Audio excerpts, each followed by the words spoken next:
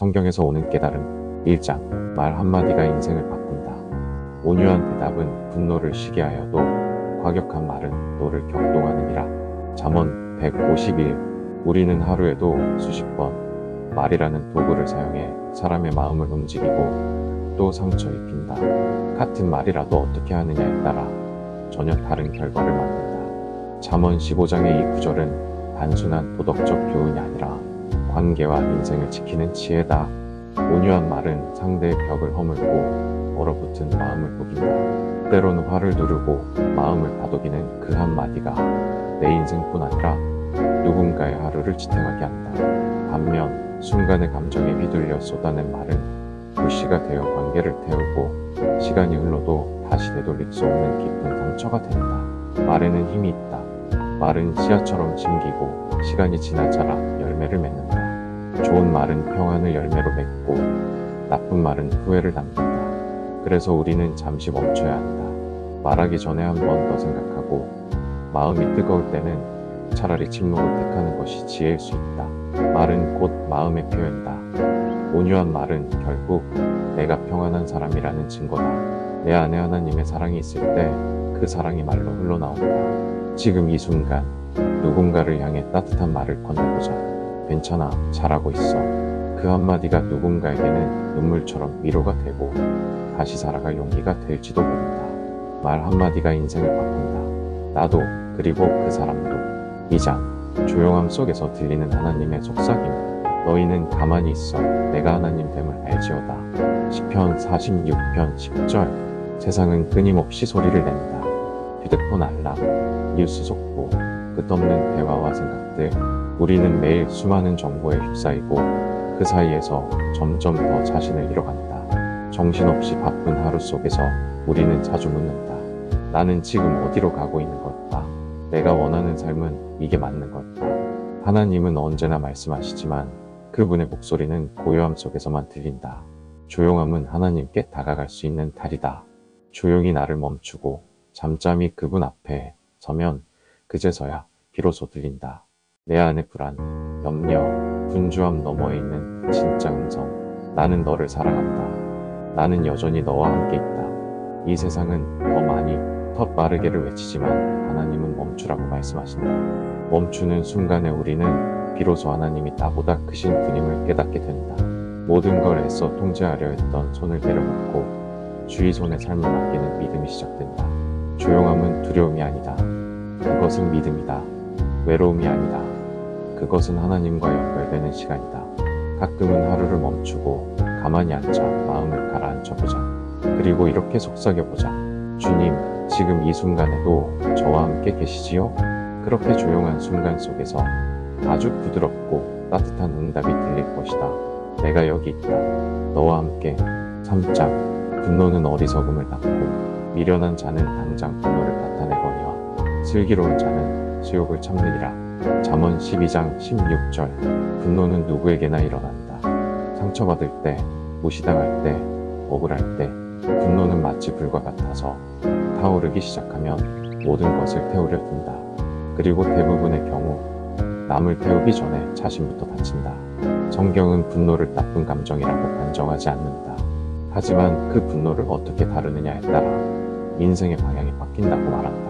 참는 자는 슬기로운 자요, 분노를 터뜨리는 자는 미련한 자라 했다. 왜일까? 왜 참는 것이 지혜일까? 분노는 감정의 끝이 아니라 선택의 시작이다. 분노가 치밀 때 우리는 선택할 수 있다. 그대로 터뜨릴지 아니면 잠시 멈추고 생각해야지. 감정에 이끌려 말을 내뱉는 순간 그 말은 상대의 마음을 찌르고 되돌릴 수 없는 상처가 된다. 하지만 그 순간을 참고 견디는 이는 자신의 감정을 넘어선다. 자신보다 더 큰 뜻을 본다. 내가 지금 이 말을 하지 않아도 괜찮다는 걸, 지금 이 싸움에서 이기는 것보다 더 중요한 것이 있다는 걸 깨닫는다. 분노는 흔히 정의감이라는 얼굴로 다가온다. 하지만 그 정의는 대부분 자기를 위한 정의다.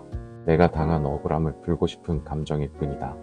그러나 진짜 정의는 자기 감정을 이길 수 있는 힘에서 나온다.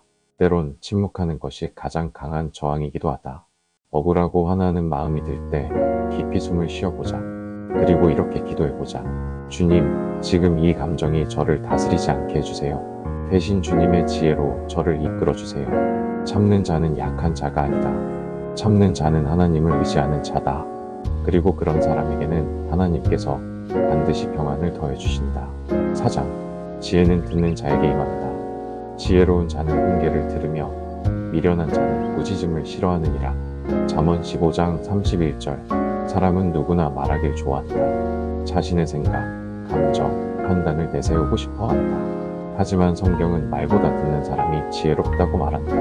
듣는다는 것은 단순히 소리를 받아들이는 것이 아니라 그 안의 의미를 받아들이고 마음을 여는 것이다. 훈계는 불편하다. 잘못을 지적받는 일은 누구에게나 아프다. 하지만 아픈 말 속에 진심과 진리가 있다면 그것은 내 삶을 더 나은 길로 이끌어주는 소중한 거울이 된다. 지혜로운 사람은 비판 앞에서 방어하지 않는다. 자존심을 세우지 않는다. 오히려 그 안에 담긴 의미를 살핀다. 왜 저 말이 나에게 들렸을까? 내 안에 어떤 부분을 찔렀을까? 그 질문이 시작될 때 마음의 변화가 일어나고 삶이 깊어진다. 반대로 미련한 사람은 늘 자신이 옳다고 생각한다. 다른 사람의 충고를 듣지 않으려 하고 듣더라도 금방 흘려버린다. 그렇게 다친 귀는 결국 자기 생각에 갇히고 그 안에서 똑같은 실수를 반복하게 된다. 하나님은 조용히 말씀하신다. 때로는 타인의 말, 예상치 못한 책의 한 문장, 마음에 오래 남는 어떤 한마디로 우리를 훈계하신다. 그 소리를 듣는 자, 마음을 여는 자가 결국 지혜를 얻게 된다. 오늘 하루 누군가의 말 앞에서 겸손해보자. 마음에 들지 않는 말이라도 완전히 무시하지 말고 그 안에 담긴 하나님의 메시지가 있는지 돌아보자. 그리고 묻자. 주님, 지금 이 말 속에서 무엇을 배우길 원하십니까? 듣는 자에게는 지혜가 임한다. 그리고 그 지혜는 내 인생의 길을 환하게 밝히는 등불이 된다. 5장. 남을 판단하기 전에 내 마음을. 남의 눈 속에 있는 티는 보면서 내 눈 속에 있는 들보는 어찌 못 보느냐. 마태복음 7장 3절. 우리는 참 쉽게 판단한다. 누군가의 말투, 행동, 표정 하나에 단정 짓고 속을 다 안다는 듯 말해버린다. 그 사람의 사정도, 속사정도 모른 채. 하지만 정작 자기 자신에게는 너그럽다. 실수에도 이유가 있고 잘못해도 변명이 따른다. 예수님은 우리에게 이렇게 묻는다. 왜 남의 눈 속 작은 티는 그렇게도 잘 보면서 내 눈 속에 있는 들보는 보지 못하느냐고. 이 말은 단순한 도덕의 문제가 아니다. 마음의 중심을 보라는 말씀이다. 판단은 나를 높이고 남을 낮추는 행위다. 나도 모르게 우월감을 갖고 나는 저 사람보다 낫다는 착각에 빠진다. 그러나 하나님 앞에서 모두는 연약한 존재일 뿐이다. 내 눈에 들보가 있다는 사실을 인정하는 순간 우리는 더 이상 함부로 판단할 수 없다. 그 사람을 향한 시선이 달라지고 말이 달라지고 마음이 달라진다. 그리고 그제서야 진짜 공감이 시작된다. 저 사람도 힘들었겠구나. 나도 그랬으니까. 그럴 수 있지. 나도 완벽하지 않으니까. 이런 생각이 들기 시작하면 마음이 부드러워지고 용서할 여유가 생긴다. 누군가를 향한 비난이 떠오를 때마다 내 마음을 먼저 돌아보자. 내가 지금 이 판단을 통해 묻고 싶은 건 무엇인지. 그리고 기도하자. 주님, 제가 누군가를 정죄하는 마음보다 제 안의 연약함을 먼저 보게 해주세요. 하나님은 판단보다 사랑을 기뻐하신다. 그 사랑을 품은 사람만이 진정한 이해와 용서를 줄 수 있다. 세상을 바꾸는 건 날카로운 말이 아니라 넓은 마음이다. 6장. 낙인의 길은 눈앞에 달콤하나 사람의 길이 자기 보기에는 정직하여도 여호와는 마음을 감찰하시느니라. 잠언 21장 2절. 겉보기엔 아무 문제도 없어 보이는 길이 있다. 다른 사람들도 다 그렇게 사니까 내가 걷는 이 길도 괜찮다고 믿는다. 성공한 사람들처럼 보이고 화려한 삶이 눈앞에 펼쳐질 듯해 보인다. 하지만 하나님은 겉이 아니라 중심을 보신다. 눈에 보이지 않는 동기와 방향을 감찰하신다. 낙의 길은 종종 달콤한 유혹으로 시작된다. 빠르게 성공하는 길, 누구보다 먼저 앞서 나가는 길, 남의 시선을 끌 수 있는 길. 겉으로는 멋져 보이지만 그 끝엔 공허함과 무너짐이 기다리고 있다. 왜냐하면 그 길에는 하나님의 뜻이 없기 때문이다. 내가 보기엔 옳은 길 같아도 하나님께서 보시기엔 그릇된 길일 수 있다. 그래서 늘 점검해야 한다. 지금 내가 가는 길의 중심에 무엇이 있는지, 욕심인지, 비교심인지, 아니면 하나님의 뜻인지, 어떤 선택 앞에 섰을 때 사람의 눈이 아닌 하나님의 시선으로 바라보는 것이 지혜다. 당장은 손에 갖고 돌아가는 길 같아도 하나님이 함께 하시는 길은 결코 헛되지 않다. 세상은 결과를 보지만 하나님은 과정을 보신다. 세상은 얼마나 높이 올라갔는지를 보지만 하나님은 얼마나 낮아졌는지를 보신다. 그분의 방식은 언제나 다르다. 그리고 그 방식은 언제나 옳다. 지금 내가 가는 길이 평탄하든 험난하든 잠시 멈추어 이렇게 기도하자.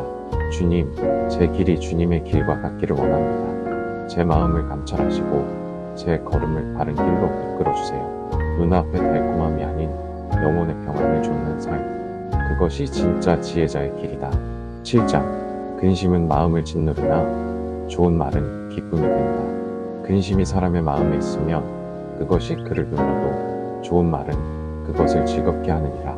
잠언 12장 25절. 사람의 마음은 겉으로 보이지 않기에 누구나 괜찮은 척하며 살아간다. 하지만 그 속엔 각자의 무게가 있다. 해결되지 않는 걱정, 말하지 못한 상처, 하루하루를 버티게 만드는 묵직한 근심.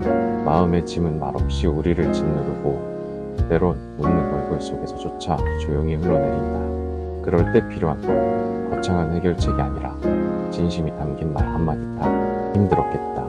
내가 그렇게까지 노력한 거 난 알아. 괜찮아. 너는 잘하고 있어. 이런 말은 마음의 빗장을 풀고 깊은 어둠 속에 빛 한 줄기를 비춘다. 좋은 말은 사람을 살린다. 그 말은 단순한 위로를 넘어 다시 걸을 수 있는 힘이 된다. 누군가의 무너진 마음을 일으키고 지친 하루의 끝에 숨을 고르게 한다. 때론 말보다 침묵이 더 클 때도 있지만 따뜻한 말은 늘 마음의 온도를 높인다. 그만큼 우리가 누군가에게 건네는 말이 얼마나 큰 영향력을 가지는지 기억해야 한다. 말은 흘러가는 소리가 아니라 마음에 새겨지는 흔적이다. 그리고 나 자신에게도 좋은 말을 해줘야 한다.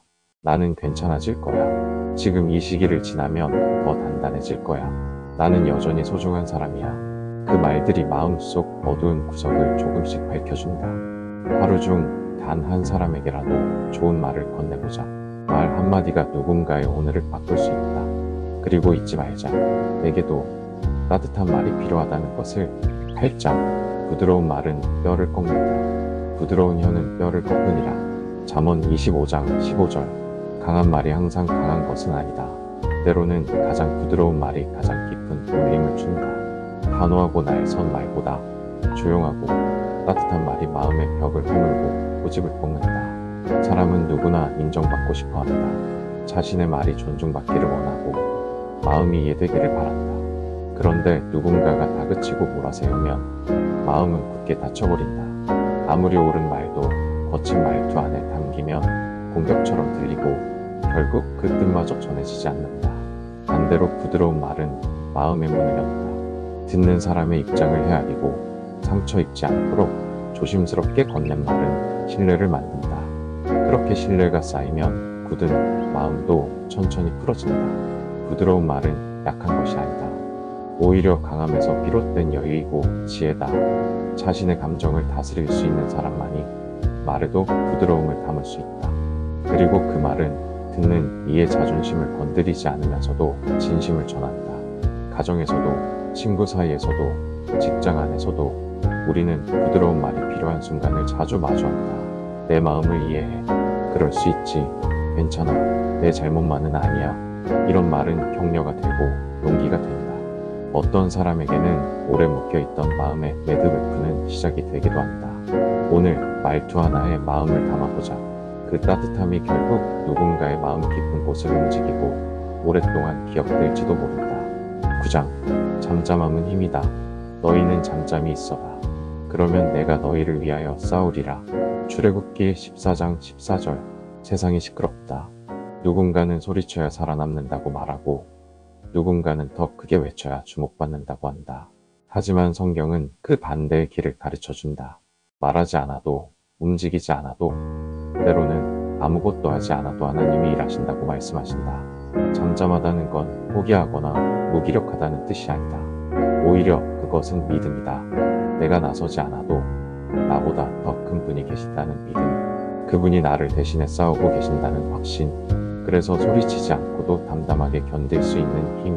모든 걸 설명하려 애쓰지 않아도 된다. 억울함을 일일이 증명하지 않아도 된다.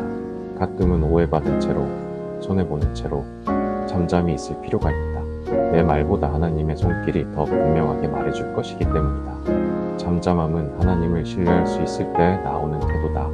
감정은 폭풍처럼 일어나도 마음 깊은 곳에서는 고요하게 주님의 약속을 붙잡는 것이다. 내가 너를 위해 싸우리라. 이 말씀이 진짜로 믿어질 때 우리는 소리 내지 않아도 평안할 수 있다. 조용히 버티는 사람에게 하나님은 반드시 일하신다. 그 고요한 믿음 속에 하나님의 역사는 자라고 결국 모든 것이 내 자리를 찾아가게 된다. 오늘도 세상의 소음 속에서 잠시 멈추어 보자. 소리 지르지 말고 흥분하지 말고 조용히 하나님을 바라보자. 그리고 이렇게 속삭이자. 주님, 제가 침묵할 때에도 주께서 일하시는 걸 믿습니다. 진짜 힘은 잠잠함에서 나온다. 그것은 세상이 주지 못하는 힘이다. 10장. 교만은 패망의 선봉이라. 교만은 패망의 선봉이요 거만한 마음은 넘어짐의 앞잡이니라. 잠언 16장 18절. 처음부터 무너지는 사람은 없다. 천천히 올라가고 차곡차곡 쌓아가다가 어느 순간 무너지기 시작한다. 그 시작에는 자주 교만이라는 작은 균열이 숨어있다. 교만은 눈에 잘 띄지 않는다. 겉으론 겸손한 척할 수도 있고 조용히 미소를 지을 수도 있다. 하지만 속으론 이렇게 말하고 있을지도 모른다. 이 정도는 내가 한 거야. 내가 없었으면 어떻게 됐을까? 이제는 나도 인정받아야 해. 이런 마음이 자라면 자신도 모르게 중심이 하나님이 아니라 나로 바뀌어 버린다. 교만은 내가 모든 걸 이룬 것처럼 착각하게 만들고 결국 하나님 없이도 살 수 있다고 여기게 만든다. 하지만 그 순간부터 우리는 점점 외롭고 흔들리기 쉬운 존재가 된다. 왜냐하면 우리 힘은 언제나 제한적이고 부족하기 때문이다. 하나님은 낮은 자를 높이시고 높은 자를 낮추신다. 교만한 자는 결국 자신이 만든 탑에 스스로 걸려 넘어지게 된다. 반대로 겸손한 자는 낮은 자리를 지키지만 하나님께서 높이 드신다. 겸손은 스스로 낮추는 것이 아니다. 나를 비하하거나 작게 만드는 것도 아니다. 오히려 내 자리를 정확히 아는 것이다. 내가 한 일이 아니라 하나님이 하신 일임을 인정하는 마음이다. 사람 앞에선 멋지게 보여도 하나님 앞에선 진실해야 한다. 주님, 모든 것이 주께로부터 왔음을 잊지 않게 해주세요. 이 기도가 우리의 마음을 지켜줄 것이다. 넘어지지 않으려면 먼저 낮아져야 한다. 그 자리에서 하나님이 함께 하신다. 11장. 진실한 친구는 환난 중에 드러난다. 친구는 사랑이 끊어지지 아니하고 형제는 환난을 위하여 낳느니라. 잠언 17장 17절. 좋을 때는 누구나 친구가 된다. 웃고 나누고 함께 시간을 보내는 일은 어렵지 않다. 하지만 삶의 어둠이 드리워지고 마음이 무너질 때 진짜 친구는 그때 비로소 드러난다. 환난의 순간은 관계를 시험한다. 나에게 도움이 될 것이 없는 사람, 아무것도 해줄 수 없는 사람이라도 곁에 있어주는 친구, 아무 말 없이 옆에 있어주고 무너지지 않도록 손을 잡아주는 친구, 그런 이가 진정한 친구다. 세상은 관계를 조건으로 계산한다. 내가 줄 수 있는 게 있을 때만 사람들이 모인다. 그러나 사랑은 다르다. 아무것도 기대하지 않고 그저 그 사람이기 때문에 옆에 머물러 주는 것이다. 하나님은 그런 친구 같은 분이시다. 우리가 죄에 빠졌을 때도, 외면받았을 때도, 아무 쓸모없다고 느낄 때도 우리를 떠나지 않으셨다. 그렇게 우리 곁에 머무르며 끝까지 사랑하셨다. 우리가 그런 사랑을 받았기에 누군가에게 그런 친구가 될 수 있다. 진실한 친구는 많지 않다. 그래서 소중하다. 내 삶의 고비마다 곁에 있었던 사람, 나의 진짜 모습을 알고도 나를 사랑해준 사람, 그 이름 하나하나가 하나님의 선물이다. 그리고 나는 그런 친구가 되었는가? 누군가가 아플 때 피하지 않고 다가가고 들을 준비가 되어 있는 사람, 함께 울고 함께 웃을 수 있는 사람, 그런 친구는 말보다 행동으로 말한다. 오늘 떠오르는 얼굴이 있다면 조용히 연락을 건네보자. 문득 내 생각이 났어. 잘 지내고 있지? 그 말 한마디에 누군가는 하루를 견딜 힘을 얻게 될지도 모른다. 진실한 친구는 많지 않지만 그 하나면 충분하다. 하나님께서 내게 보내주신 선물이니까. 12장. 정직은 보호막이 되고 정직한 자의 성실함이 자기를 인도하거니와 사악한 자의 배역은 자기를 망하게 하느니라. 잠언 11장 3절. 세상은 때때로 정직한 사람이 손해보는 것처럼 보인다. 솔직하게 말한 사람이 오히려 불이익을 당하고 정직하게 일한 사람이 더 느리게 가는 것 같기도 하다. 그래서 유혹이 찾아온다. 조금쯤은 속여도 괜찮지 않을까? 이 정도쯤은 다들 그러지 않을까? 하지만 성경은 단호하게 말한다. 정직은 우리를 인도하는 길이요 보호하는 방패라고. 반대로 거짓과 깨는 결국 자신을 망하게 만든다고. 정직은 단순히 말만 바르게 하는 것이 아니라 삶의 방향이다. 어떤 선택을 하든 어떤 말을 하든 내 마음과 행동이 하나로 이어지는 것, 거짓 없이 투명하게 살아가는 것, 그 길은 더디더라도 흔들리지 않는다. 거짓은 빠른 길처럼 보인다. 그러나 그 안엔 늘 불안이 숨어 있다. 들킬까봐 조마조마하고 관계도 신뢰 위에 세워지지 않는다. 결국 그 길은 스스로를 무너뜨리는 지름길이 된다. 정직한 사람은 안으로 단단하다. 마음이 복잡하지 않기에 담담하고 두려움이 적기에 당당하다. 그렇게 살면 평안이 찾아온다. 하나님이 그 길을 지켜주시기 때문이다. 하나님은 정직한 자와 함께 하시고 그들의 발걸음을 빠르게 인도하신다. 아무도 알아주지 않아도 그 삶은 빛을 잃지 않는다. 지금 내가 택하려는 말과 행동이 무엇을 위한 것인지 돌아보자.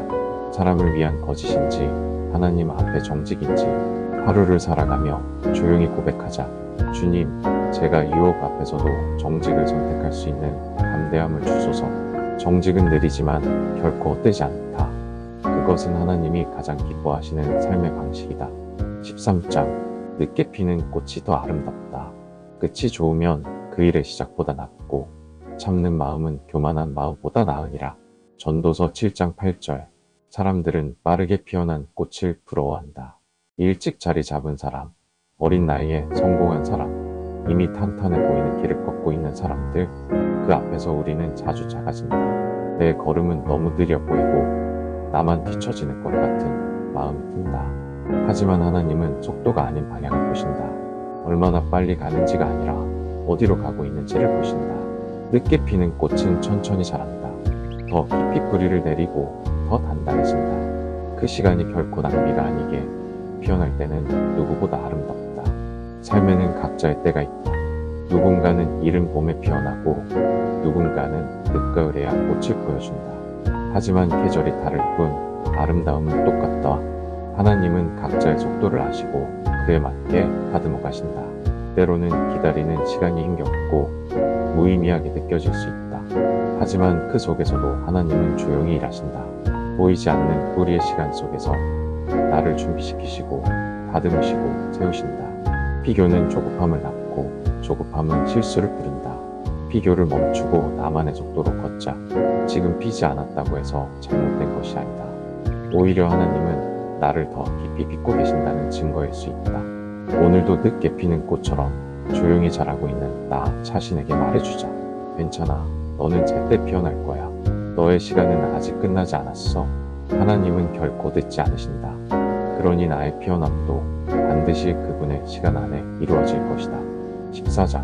마음을 다해 길을 계획하라. 사람이 마음으로 자기 길을 계획할지라도 그의 걸음을 인도하시는 이는 여호와시니라. 잠언 16장 9절. 사람은 누구나 미래를 계획한다. 어떤 삶을 살고 싶은지, 어디에 도달하고 싶은지 꿈을 그리고 방향을 세운다. 계획은 희망이자 동력이다. 그 목표를 향해 오늘을 살아갈 이유가 되기도 한다. 하지만 모든 계획이 뜻대로 되는 것은 아니다. 분명히 잘 짜놓은 길인데 갑자기 막히고 돌아가야 하며 아예 포기해야 하는 순간도 찾아온다. 그럴 때 우리는 묻는다. 왜 내 길은 이렇게 꼬이는 걸까? 성경은 말한다. 계획은 우리가 세우지만 그 걸음을 진짜로 인도하시는 분은 하나님이라고. 결국 우리가 할 일은 마음을 다해 최선을 다해 길을 그리는 것이고 나머지는 하나님의 손에 맡기는 것이다.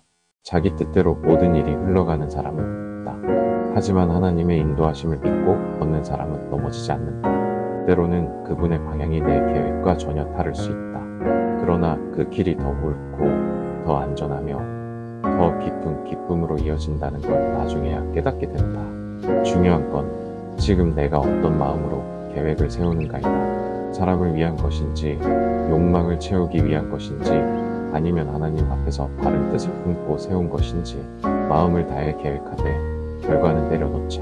모든 걸 내 힘으로 이루려 하지 말고 하나님이 열어주실 문을 기다리자. 오늘의 발걸음을 내 뜻대로 이끌기보다 이렇게 기도하며 시작하자. 주님, 오늘도 제 걸음을 이끄소서. 제가 계획한 모든 것 위에 주의 뜻이 이루어지기를 바랍니다. 내 길이 막혀도 하나님의 길은 항상 열려있다. 그 길이 진짜 생명의 길이다. 15장. 지혜로운 자는 다투지 않는다. 분을 더디하는 자는 용사보다 낫고 자기 마음을 다스리는 자는 성을 빼앗는 자보다 나으니라. 잠언 16장 32절. 세상은 이기기를 원한다. 말싸움에서도, 의견 충돌에서도, 심지어 감정의 충돌 속에서도 지지 않으려 한다. 누군가에게 밀리는 듯한 느낌만으로도 자존심이 상하고 억울한 마음이 끓어오른다. 그래서 싸움은 시작된다. 말로, 감정으로, 침묵이라는 벽으로. 하지만 성경은 지혜로운 자는 다투지 않는다고 말한다. 자기 감정을 이기는 사람이 진짜 강한 사람이라고 가르친다. 싸우지 않는 것이 약함이 아니라 더 큰 내면의 힘이라는 뜻이다. 다툼은 자주 진실을 왜곡시킨다. 처음엔 문제를 해결하려 했지만 어느새 이기기 위한 말싸움이 되고 상대를 상처 주는데 집중하게 된다. 그 끝엔 후회만 남는다. 차라리 그 말을 하지 않았더라면, 그 감정을 참았더라면 하는 마음을 다스린다는 건 훈련이다. 단순히 참는 것이 아니라 감정의 흐름을 읽고 스스로를 제어하는 능력이다. 성을 빼앗는 자보다 낫다고 표현한 이유는 마음을 다스리는 일이 그만큼 어렵고도 위대하기 때문이다. 지혜로운 자는 순간의 감정보다 관계를, 이기기보다 평화를 선택한다. 손해보는 것 같지만 결국 그 사람이 더 깊은 신뢰와 존중을 얻는다.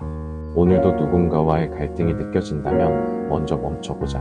말하지 않아야 할 때는 침묵하고, 먼저 사과할 수 있다면 용기를 내보자. 그리고 이렇게 기도하자.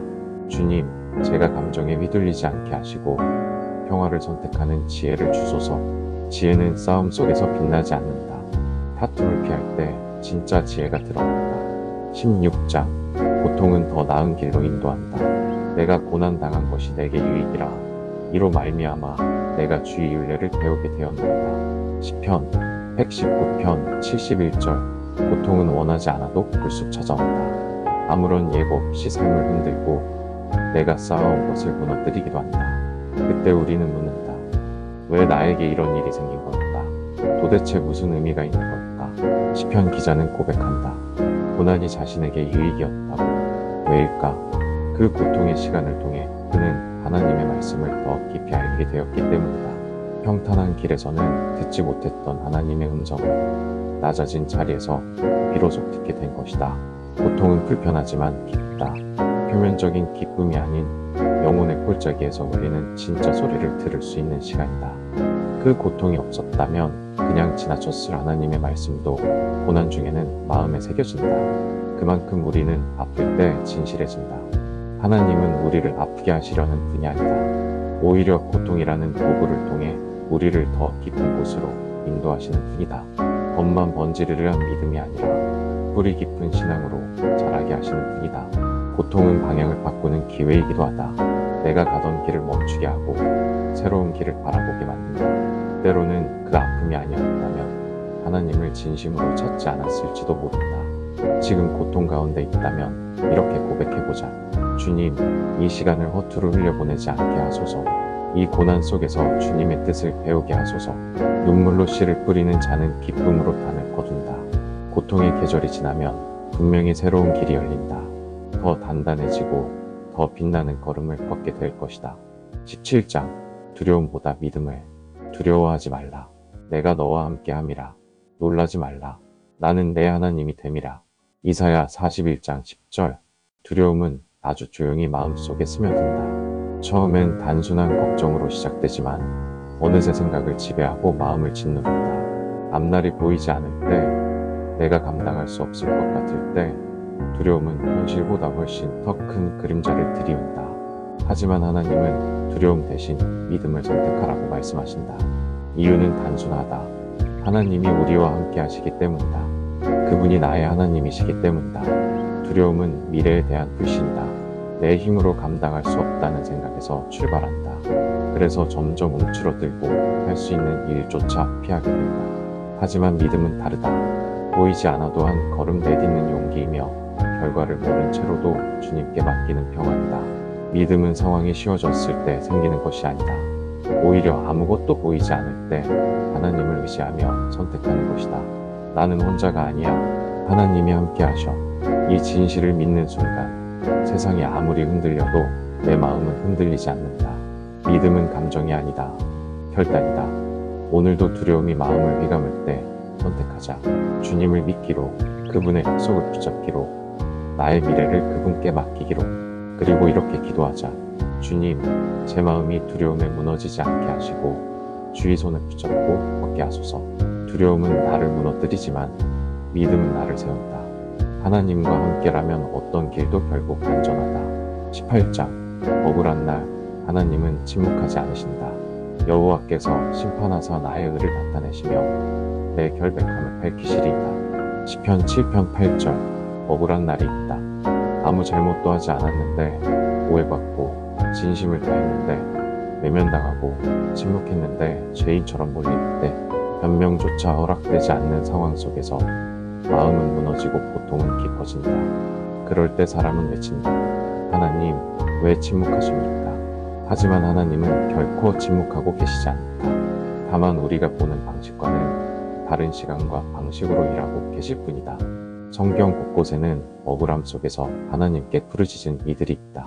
다윗도 요셉도 예수님마저도 그 억울함을 온몸으로 겪으셨다. 하지만 그들은 침묵 속에서도 하나님의 뜻을 기다렸다. 왜냐하면 하나님은 반드시 의로 심판하시는 분이시기 때문이다. 억울함은 스스로 해결하려 할수록 더 깊어지기 쉽다. 설명하고 해명하고 증명하려 할수록 사람의 시선은 더욱 냉정해진다. 그럴 때일수록 우리는 조용히 하나님께 기도해야 한다. 사람의 판단이 아닌 하나님의 판단에 내 모든 것을 맡겨야 한다. 억울한 날은 하나님이 나를 더 깊이 만나시는 날이 되기도 한다. 그분이 나의 마음을 가장 잘 아시기 때문이다. 사람은 몰라도 하나님은 아신다. 그리고 그분은 결코 침묵으로 끝내지 않으신다.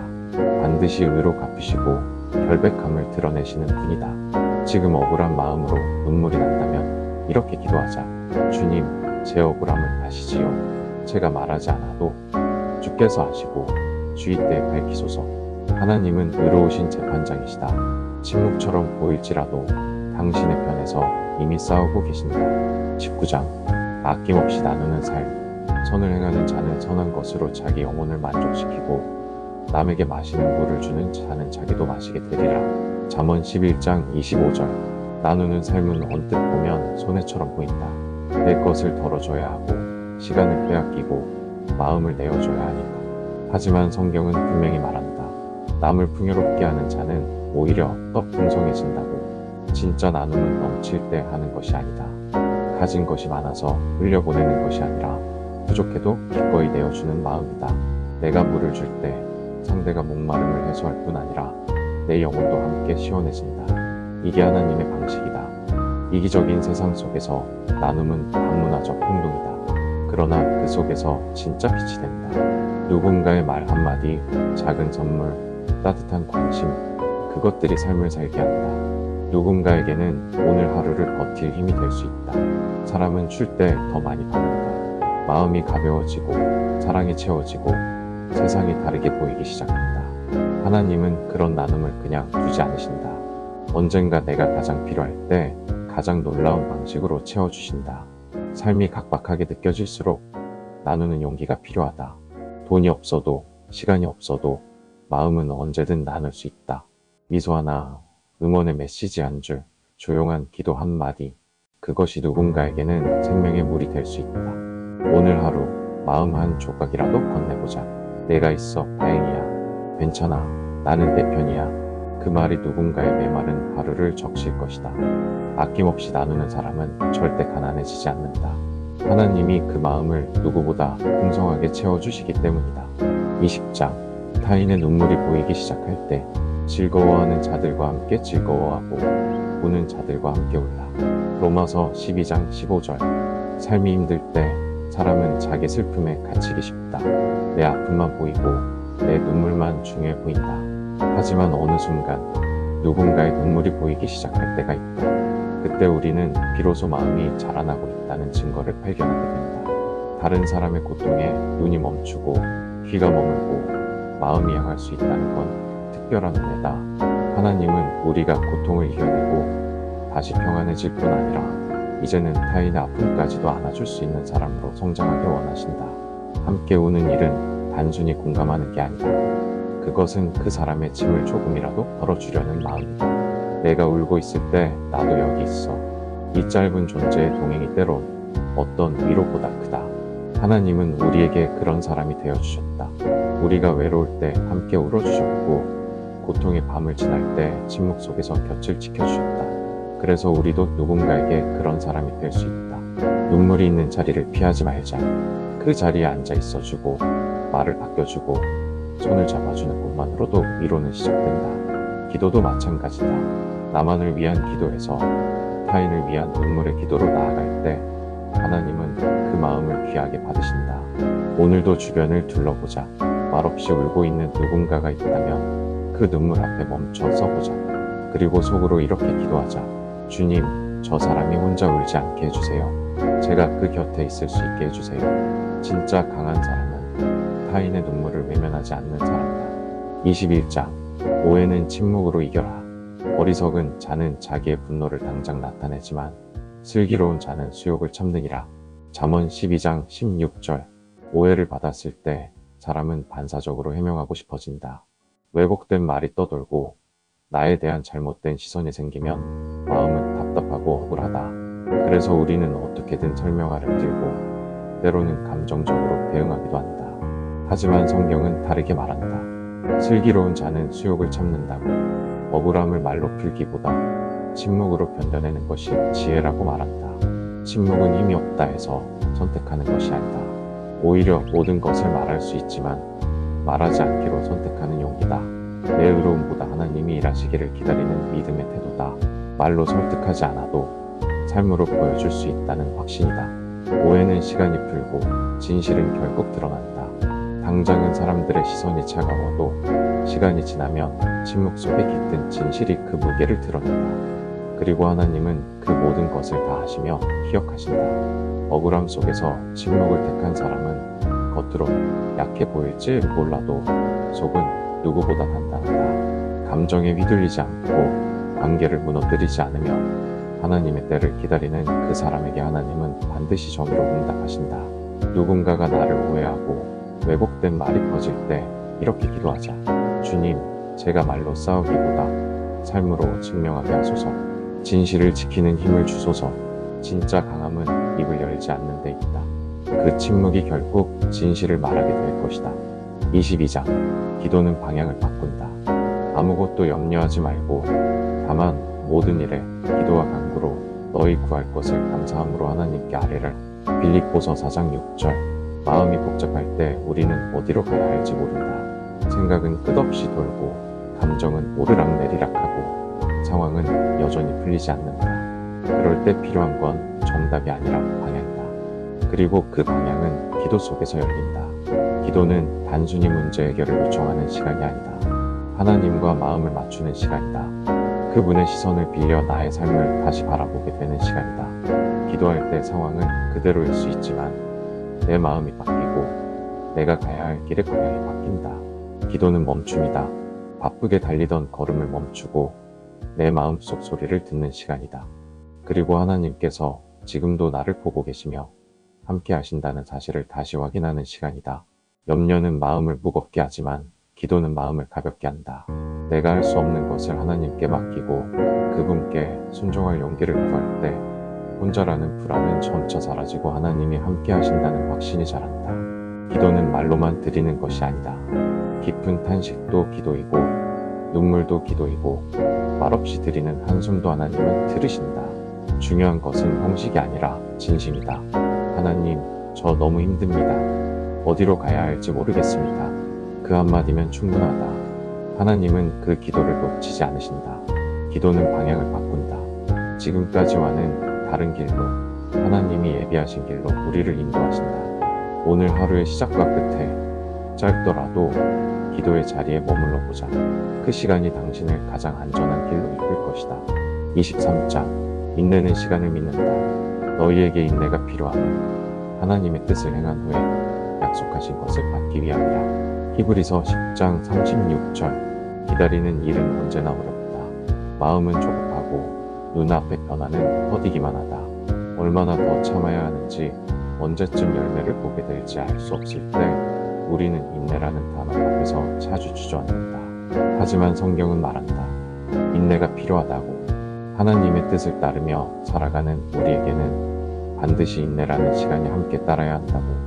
그 인내가 있어야 비로소 약속하신 것을 얻게 된다고 말이다. 인내는 멈춰 있는 것이 아니다. 끊임없이 속에서 싸우는 시간이다. 불신과 싸우고 조급함과 맞서고 흔들리는 감정 속에서도 믿음을 선택하는 훈련이다. 그 시간은 결코 헛되지 않는다. 오히려 그 안에서 믿음은 깊어지고 삶의 뿌리는 단단해진다.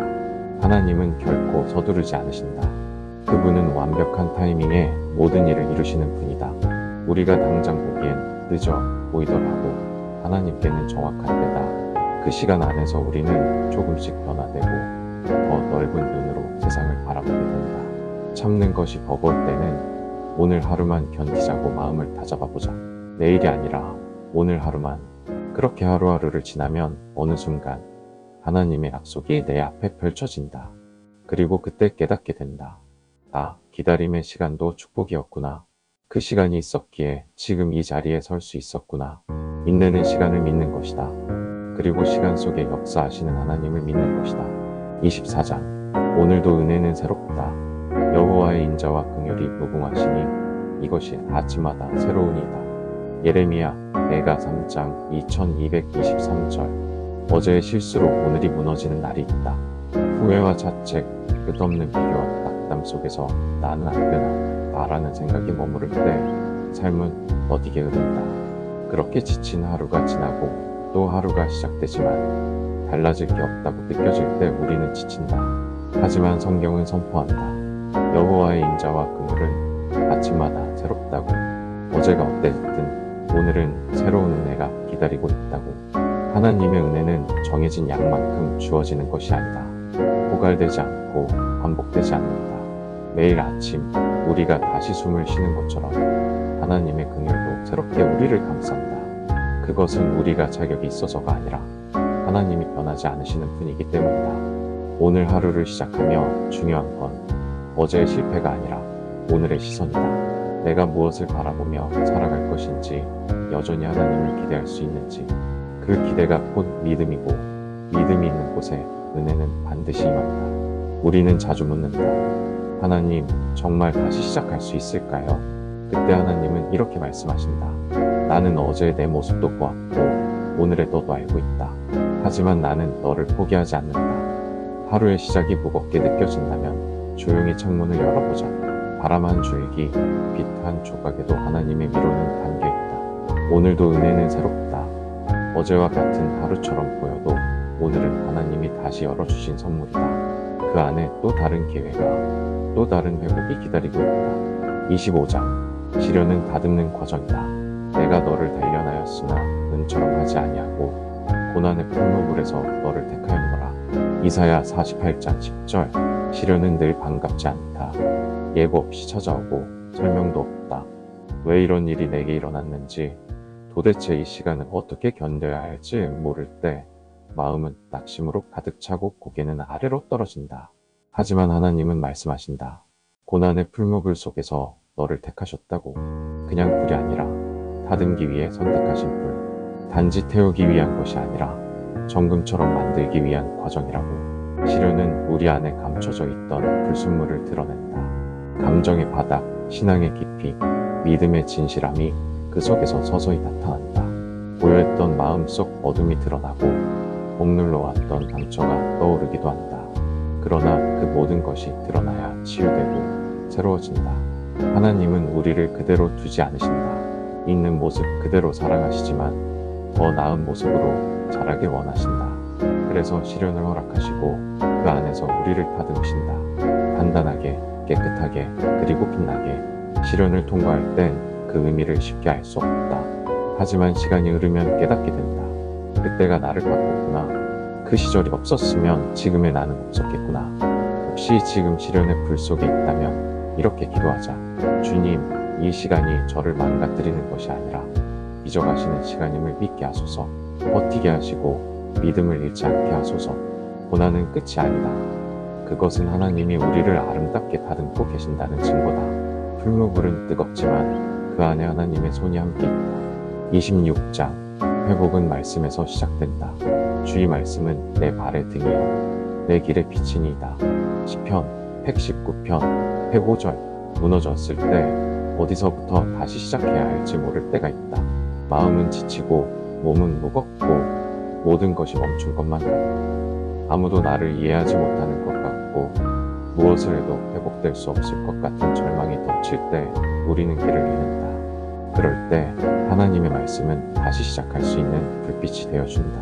한 줄의 말씀이 깊은 어둠 속을 가르고 혼란 속에서도 발을 디딜 수 있는 길을 열어준다. 하나님의 말씀은 위로를 넘어 생명이다. 상처를 꿰매고 무너진 자존을 다시 세우며 아무도 닿지 못하는 영혼의 깊은 곳을 만지신다. 사람의 말은 잠시 힘이 될 수 있지만 하나님의 말씀은 영혼을 다시 일으킨다. 회복은 환경이 바뀌는 데서 시작되지 않는다. 마음의 방향이 바뀌는 데서 시작된다. 그리고 그 방향을 비추는 것이 바로 말씀이다. 말씀은 나를 다시 바라보게 하고 하나님을 다시 신뢰하게 하며 잃었던 소망을 되찾게 한다. 지금 내 마음에 어떤 말씀이 머물고 있는가? 혹시 너무 바빠 말씀에서 멀어져 있지는 않았는가? 삶이 흔들릴수록 우리는 더 깊이 말씀으로 돌아가야 한다. 그곳에 진짜 힘이 있기 때문이다. 작은 말씀이라도 붙잡자. 한 구절이라도 마음에 새기자. 그리고 조용히 고백하자. 주님, 다시 시작하고 싶습니다. 주의 말씀으로 저를 다시 세워주소서. 회복은 기적이 아니라 말씀에서 시작된다. 그 말씀은 당신을 절대 버리지 않을 것이다. 27장 고요함은 하나님께 집중하는 시간. 너희는 가만히 있어 내가 하나님됨을 알지어다. 시편 46편 10절 세상은 끊임없이 속삭이고 소리친다. 무엇을 해야 한다고, 더 빨리 움직이라고, 멈추면 뒤처진다. 그 소음 속에서 우리는 점점 더 분주해지고 마음은 산란해진다.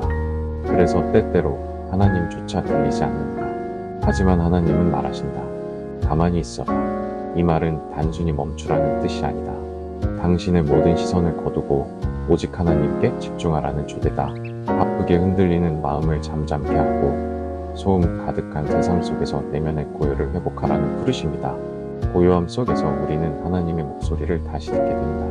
내가 애써 놓치고 있던 그분의 위로, 지혜, 사랑이 마음속 깊은 곳에서 솟아오른다.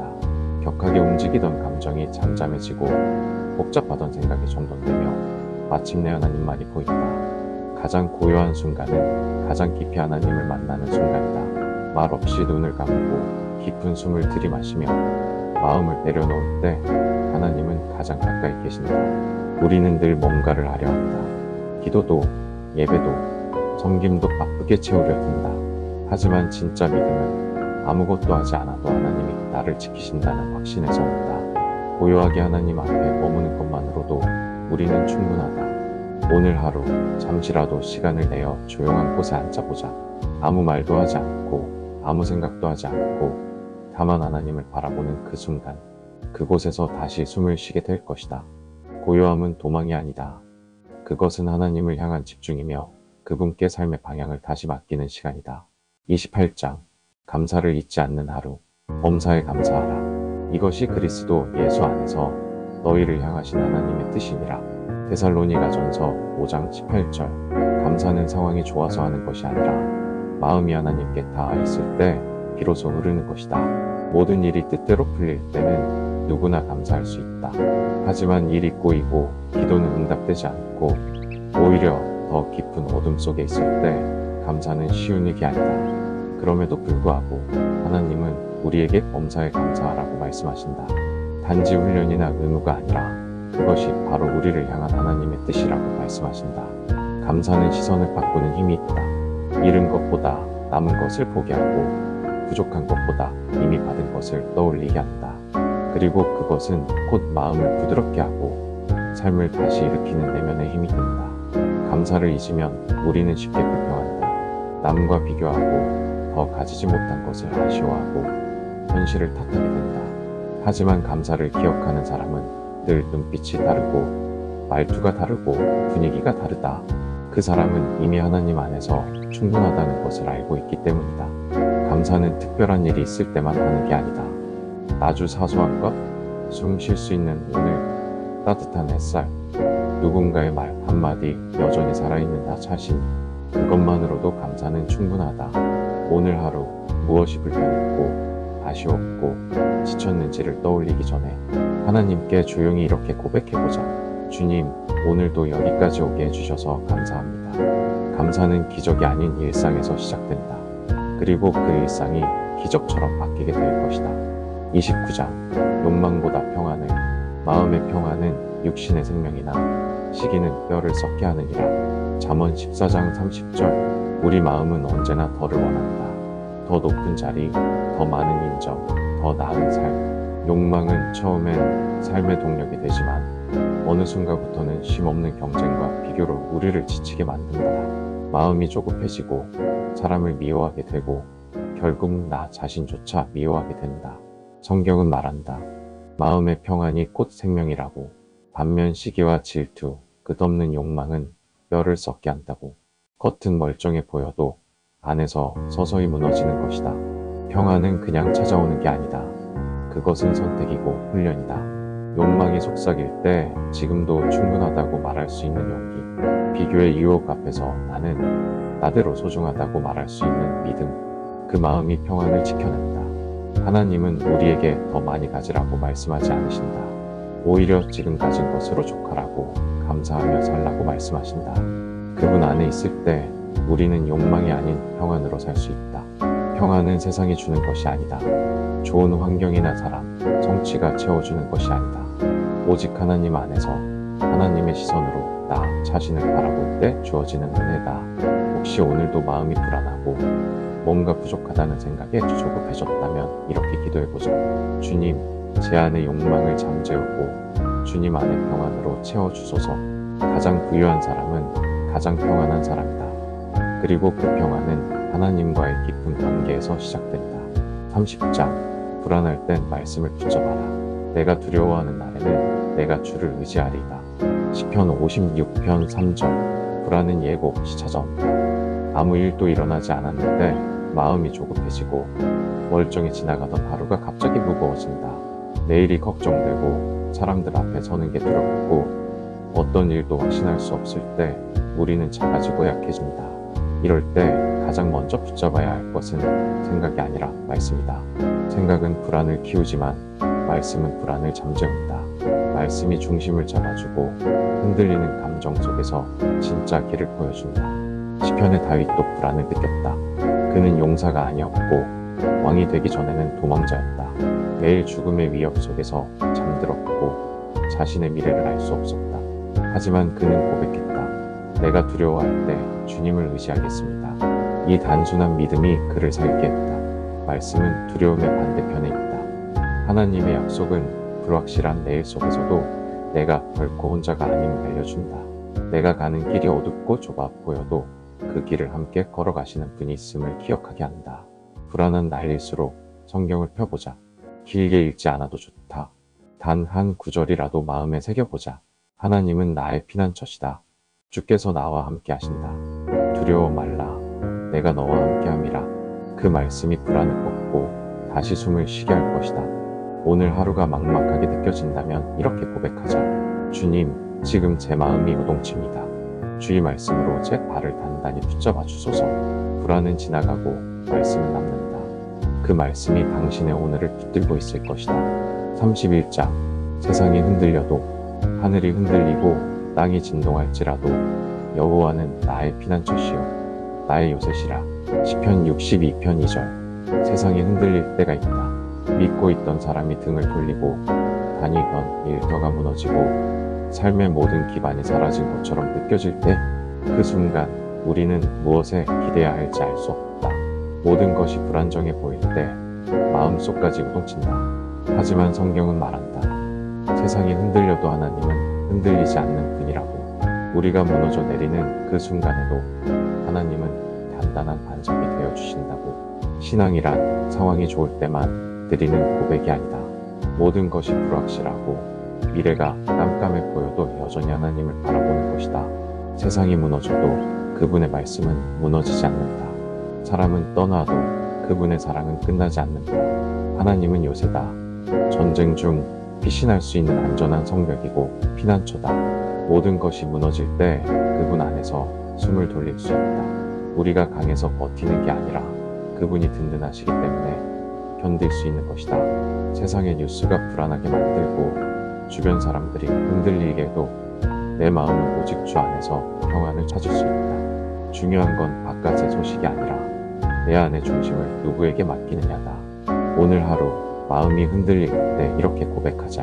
세상이 요동해도 내 마음은 주께 닻을 내립니다. 주님은 나의 반석이십니다. 그 한마디가 당신을 붙들 것이다. 세상은 변하지만 하나님은 결코 변하지 않으시기 때문이다. 32장. 사랑은 오래 참고 사랑은 오래 참고 사랑은 온유하며 시기하지 아니하며 자랑하지 아니하며 교만하지 아니하며. 고린도전서 13장 4절. 사랑은 흔히 감정으로 여겨지지만 성경은 말한다. 사랑은 오래 참는 것이라고. 쉽게 뜨거워지고 금세 식는 감정이 아니라 오래 견디고 버티는 의지라고. 사람을 사랑한다는 건 그 사람의 단점까지 받아들이는 일이다. 실망할 수 있는 가능성까지 끌어안는 일이다. 그래서 진짜 사랑은 참는다. 실수를, 오해를, 반복된 상처를. 하지만 그 참음은 억지로 참고 억눌리는 게 아니다. 그 마음 깊숙한 곳에 있는 존중과 소망이 있기 때문에 가능한 인내다. 하나님은 우리에게 그런 사랑을 보여주셨다. 끝없이 넘어지는 우리를 찾고 돌아서는 우리를, 수없이 실망시키는 우리를 포기하지 않으셨다. 오래 참고 다시 기회를 주시고 다시 일으켜 세우셨다. 그 사랑이 오늘 우리가 살아가는 이유다. 그래서 우리도 사랑을 배운다. 내 방식이 아닌 하나님의 방식으로, 감정이 아닌 결단으로, 소유가 아닌 헌신으로, 빠른 위로가 아닌 긴 기다림으로. 가정에서, 친구와의 관계에서, 공동체 안에서 진짜 사랑은 결국 얼마나 참을 수 있는가로 드러난다. 불완전한 사람들 사이에서 실망은 늘 있을 수밖에 없지만 그 속에서 포기하지 않고 남아있는 사람, 그 사람이 진짜 사랑하는 사람이다. 오늘 관계 속에서 지치고 있는가? 마음이 무너지고 있지는 않은가? 그렇다면 이렇게 기도해보자. 주님, 제가 내 방식대로 사랑하지 않게 하시고 주께 받은 사랑처럼 오래 참는 자 되게 하소서. 사랑은 오래 참는다. 그리고 그 끝에는 사람을 살리는 기적이 있다. 33장. 작은 자를 위하시는 분. 내 형제 중에 지극히 작은 자 하나에게 한 것이 곧 내게 한 것이니라. 마태복음 25장 40절. 세상은 큰 것을 주목한다. 높이 있는 사람, 많이 가진 사람, 영향력 있는 사람. 그래서 우리는 종종 작고 보잘것없는 존재는 잊는다. 아니 무시한다. 힘없는 이의 말은 귀에 들어오지 않고 도움을 필요로 하는 손길은 불편하게 느껴진다. 하지만 예수님은 말씀하셨다. 지극히 작은 자 하나에게 한 것이 곧 나에게 한 것이라고. 하나님은 우리가 주목하지 않는 그 작은 자들을 눈여겨보신다. 그들이 받은 사랑, 그들에게 건넨 친절, 그들을 위한 기도가 곧 하나님께로 향한 것이라고 말씀하신다. 작은 자를 향한 사랑은 하나님을 향한 사랑이다. 그 마음을 품은 사람은 사람을 차별하지 않는다. 배경이 다르다는 이유로 무시하지 않고 가진 것이 없다는 이유로 판단하지 않는다. 오히려 먼저 다가가고 먼저 들어주고 먼저 손을 내민다. 예수님은 언제나 낮은 자리에서 계셨다. 군중의 박수석보다 외면당한 이들 곁에, 높은 지위보다 병든 자들의 곁에 계셨다. 그분은 작고 약한 자를 통해 하나님의 나라를 보여주셨다. 나에게는 지금 어떤 작은 자가 보이고 있는가? 도움이 필요하지만 아무 말도 못하고 있는 친구, 가족, 이웃이 있는가? 그 마음에 잠시 멈춰 써보자. 그리고 이렇게 기도해보자. 주님, 제가 눈에 띄는 일보다 작은 자를 위한 마음을 품게 하소서. 그들을 통해 주님을 만나게 하소서. 하나님은 크신 분이지만 언제나 가장 작은 자에게 계신다. 그리고 그 작은 자를 사랑하는 자에게 하나님은 가장 큰 마음을 맡기신다. 34장. 내가 아닌 이웃을 향하여 각각 자기 일을 돌볼 뿐더러 또한 각각 다른 사람들의 일을 돌보아 나의 기쁨을 충만케 하라. 빌립보서 2장 4절. 우리 삶은 나 중심으로 돌아가기 쉽다. 내가 얼마나 힘든지, 내가 어떤 대우를 받았는지, 내가 무엇을 잃었는지에 마음이 머문다. 그래서 때로는 이웃의 아픔이 잘 보이지 않는다. 나의 문제만으로도 벅차서 타인의 짐을 돌아볼 여유가 사라진다. 하지만 성경은 우리에게 시선을 돌리라고 말한다. 자기 일만이 아니라 다른 이들의 형편에도 마음을 기울이라고. 나의 기쁨이 아니라 이웃의 기쁨을 위해 살아가라고.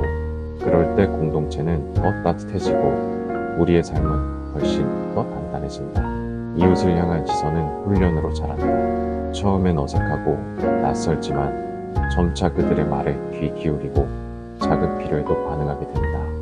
그리고 놀랍게도 그렇게 누군가를 위해 시간을 쓰고 마음을 나눌수록 내 안의 외로움과 두려움은 조금씩 사라진다.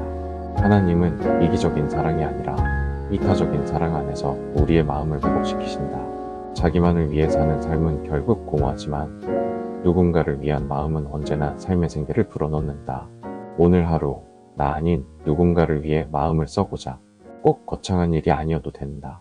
짧은 안부 문자, 작은 배려, 진심 어린 눈맞춤, 그 따뜻한 움직임 하나가 누군가에겐 큰 위로가 될 수 있다. 그리고 기도하자. 주님, 제가 오늘 하루 나를 넘어 이웃을 돌아볼 수 있게 하소서. 작은 사랑이라도 흘려보낼 수 있는 사람이 되게 하소서. 자신만을 위한 삶은 가벼우나 이웃을 위한 삶은 깊고 단단하다. 그 안에 하나님의 기쁨이 머문다. 35장. 약함 속에서 강함을. 내 은혜가 내게 족하도다. 이는 내 능력이 약한 데서 온전하여 짐이라. 고린도후서 12장 9절. 우리는 약해지는 것을 두려워한다. 부족하다는 말을 듣는 것이 두렵고 연약함을 들키는 것이 부끄럽게 느껴진다. 그래서 어떻게든 강해 보이려 애쓰고 감정을 숨기고 상처를 감춘다. 하지만 하나님은 말씀하신다. 내 능력은 너의 약함 속에서 온전해진다고. 하나님은 강한 자만을 쓰시는 분이 아니다. 오히려 자신의 약함을 인정하는 자를 통해 일하신다. 왜냐하면 그때야 비로소 자신의 힘이 아닌 하나님의 능력을 의지하게 되기 때문이다. 연약함은 실패가 아니다. 그것은 하나님 앞에 설 수 있는 자격이다. 눈물이 많아도 괜찮다. 넘어져도 괜찮다. 중요한 건 그 자리에 하나님이 계시다는 것을 아는 것이다. 약함을 받아들이는 순간 진짜 강함이 시작된다. 다른 사람을 향해 더 이해할 수 있게 되고 쉽게 정죄하지 않게 되며 조용히 함께 올 수 있는 사람이 된다. 그 마음은 하나님이 빚으신 깊은 사랑의 흔적이다. 오늘 하루 나의 연약함 때문에 움츠러들고 있다면 이렇게 기도하자. 주님, 제 약함을 부끄러워하지 않게 하소서. 그 약함 속에 주의 능력이 머무르심을 잊게 하소서. 우리는 완벽하지 않지만 하나님의 은혜는 언제나 충분하다. 내가 약할수록 그분은 더 크신 분이심이 드러난다. 36장. 용서의 진짜 의미. 서로 친절하게 하며 불쌍히 여기며 서로 용서하기를 하나님이 그리스도 안에서 너희를 용서하신 것 같이 하라. 에베소서 4장 32절. 용서는 말처럼 쉽지 않다. 상처는 깊고 그 말과 행동은 아직도 선명하다. 머리로는 이해하려 해도 마음은 여전히 그 순간에 머물러 있다. 그래서 우리는 자주 망설인다. 정말 용서할 수 있을까? 용서하면 지는 것 같아. 왜 내가 먼저 이해해야 하지? 하지만 하나님은 말씀하신다. 우리가 누군가를 용서하는 이유는 우리가 먼저 용서받았기 때문이라고. 그리스도 안에서 하나님이 우리를 용서하셨고 우리도 서로를 그렇게 품으라고. 용서란 잘못을 잊는 것이 아니다. 상처를 없던 일로 덮는 것도 아니다. 오히려 그 아픔을 인정하면서도 더 이상 그 사람을 미움의 감옥에 가두지 않기로 선택하는 것이다. 그리고 동시에 나 자신도 증오의 족쇄에서 풀어주는 것이다.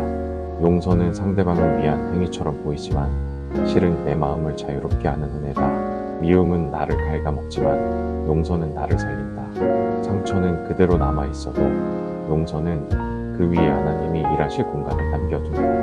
하나님은 당신을 조건 없이 용서하셨다. 완벽해서가 아니라 사랑하기 때문에. 그리고 그 사랑은 우리 안에 심겨져 있다. 그래서 우리도 사랑할 수 있고 용서할 수 있다. 오늘 마음속에 오래된 미움이나 서운함이 떠오른다면 이렇게 기도하자. 주님, 제가 용서받은 자임을 잊지 않게 하시고 주의 은혜로 저도 용서할 수 있게 하소서. 용서는 약함이 아니다.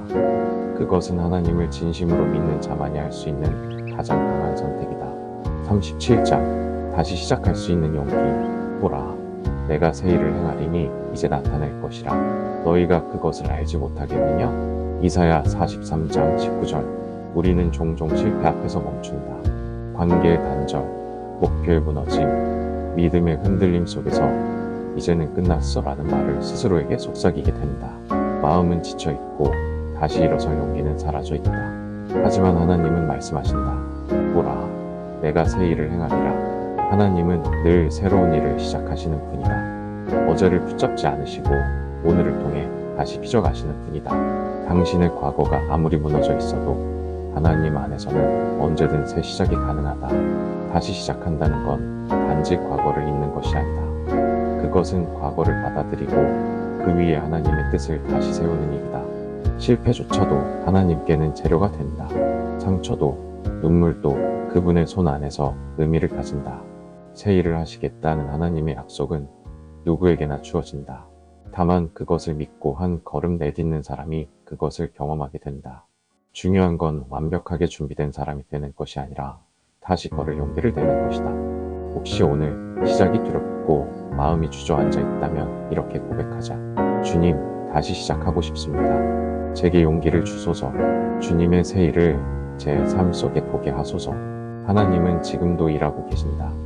그리고 당신의 삶을 향해 말씀하신다. 끝이 아니라 시작이다. 38장 실패보다 더 큰 믿음.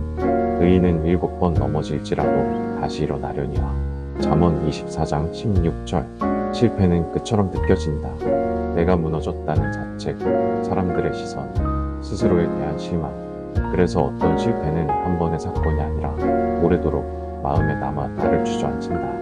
다시는 못 일어날 것 같고 다시 시작할 자격도 없다고 느껴질 때가 있다. 그러나 성경은 말한다. 의인은 7번 넘어져도 다시 일어난다고. 넘어짐은 끝이 아니며 포기가 아니라 다시 일어설 기회를 뜻한다고. 실패는 의인을 만들지 못한다. 하지만 믿음은 그 실패 위에서 다시 서게 한다. 믿음은 완벽해서 생기는 것이 아니다. 부족하고 쓰러지고 아파본 사람이 다시 걷겠다고 마음먹을 때 그 마음 안에 자란다. 실패를 두려워하지 않는 것이 아니라 실패 속에서도 하나님을 붙잡는 용기. 그것이 믿음이다. 하나님은 당신의 성공보다도 실패 후에도 그분을 찾는 당신의 진심을 더 귀하게 보신다. 넘어진 자리에서 다시 하나님을 부르는 그 음성에 하나님은 가장 깊이 응답하신다. 실패를 안 해본 사람은 없다. 중요한 건 그 실패 이유다. 포기할지 다시 일어설지 내 힘이 아닌 하나님을 의지해 다시 한 발 내디딜 수 있을지. 오늘 실패 앞에 마음이 무너져 있다면 이렇게 기도하자. 주님, 제 넘어짐보다 주님의 손이 더 크심을 믿습니다. 다시 일어설 수 있도록 붙들어 주소서. 넘어졌다고 끝난 게 아니다. 일어서는 그 순간 하나님은 당신을 다시 세우시고 더 크고 깊은 길로 이끄실 것이다. 39장 사라지는 것이 아니라 새로 태어나는. 죽은 자 가운데서 다시 살아나신 이로 말미암아 우리가 새 생명 가운데서 행하게 하려 함이라. 로마서 6장 4절. 우리는 어떤 순간들을 끝이라 부른다. 관계가 끊어지고 기회가 사라지고 꿈이 꺾였을 때, 너무나 익숙했던 삶이 무너질 때 우리는 그것을 상실이라 여기고 되돌릴 수 없는 이별처럼 느낀다. 그 자리엔 슬픔과 두려움이 남고 마음은 깊은 공허에 잠긴다. 하지만 하나님 안에서 끝은 끝이 아니다. 죽음조차도 새 생명의 문이 떼듯 사라짐은 새롭게 태어남의 시작이 된다. 하나님은 무너진 자리에서 새로운 길을 여시고 떠나간 것들 위에 다시 살아 숨쉬는 생명을 심으신다. 예수님의 부활은 그 진리를 증명한다. 십자가의 고통과 죽음이 끝이 아니야. 우리의 삶도 절망에서 멈추지 않는다. 하나님의 손은 무너진 인생 위에 다시 건물을 세우시는 손이다. 버려진 촉각으로도 아름다운 그림을 그리시는 분이다. 때로는 우리가 붙들고 있던 것을 떠나보내야 새로운 삶이 시작된다. 손에 쥔 것이 많으면 하나님께서 주시려는 것을 받을 수 없다. 그래서 하나님은 우리를 비우게 하시고 그 빈자리를 새로운 생명으로 채우신다. 만약 지금 무언가를 잃었다고 느낀다면 이렇게 기도하자. 주님, 사라지는 것 속에서 주의 계획을 보게 하소서. 잃은 것이 아니라 새로 태어나는 주님을 믿게 하소서. 하나님은 항상 다시 시작하시는 분이다. 사라짐은 끝이 아니라 더 나은 것을 위한 준비일 뿐이다. 40장. 그분이 내 길을 인도하신다. 너는 마음을 다하여 여호와를 신뢰하고 내 명철을 의지하지 말라. 너는 범사의 그를 인정하라. 그리하면 내 길을 지도하시리라. 잠언 3장 56절. 우리는 늘 방향을 고민합니다. 어디로 가야 할지, 어떤 선택이 옳은지, 지금 멈춰야 할지, 나아가야 할지. 때로는 아무리 생각해도 답이 보이지 않고, 아무리 계획을 세워도 마음이 불안하다. 그래서 사람은 길을 잃는다. 그리고 그 길 위에서 혼자가 된 것 같은 외로움에 사로잡힌다. 하지만 하나님은 약속하신다. 우리가 그분을 신뢰할 때, 그분께 삶을 맡길 때 그 길을 인도하시겠다고. 내가 내 명철을 의지할 필요 없이 전능하신 하나님이 친히 내 발걸음을 지도하시겠다고. 하나님을 신뢰한다는 것은 단지 기도하고 맡기는 것을 넘어 결과마저도 그분의 뜻에 두겠다는 고백이다. 내가 원하는 대로 가지 않아도 괜찮다고. 그분의 길이면 그게 가장 좋은 길이라고 믿는 것이다. 믿음은 방향이 보일 때 생기는 게 아니다. 오히려 아무것도 보이지 않을 때 하나님을 더 깊이 신뢰하는 데서 시작된다. 눈앞이 흐려도 마음이 무너져도 그 속에서도 하나님은 일하시고 계신다. 오늘 당신이 어떤 길 위에 있든 중요한 것은 당신이 누구를 따라가고 있느냐다. 하나님을 따르고 있다면 그 길은 결국 생명의 길이다. 그 길은 돌아가는 것 같아도 정답이고 터져 보여도 정확한 때에 열릴 것이다. 지금 이 순간 조용히 기도하자. 주님, 저는 잘 모릅니다. 하지만 주께서 제 길을 아신다 하시니 믿고 따르겠습니다. 그 고백 하나면 충분하다. 당신의 모든 길 위에 하나님은 지금도 함께 걷고 계신다.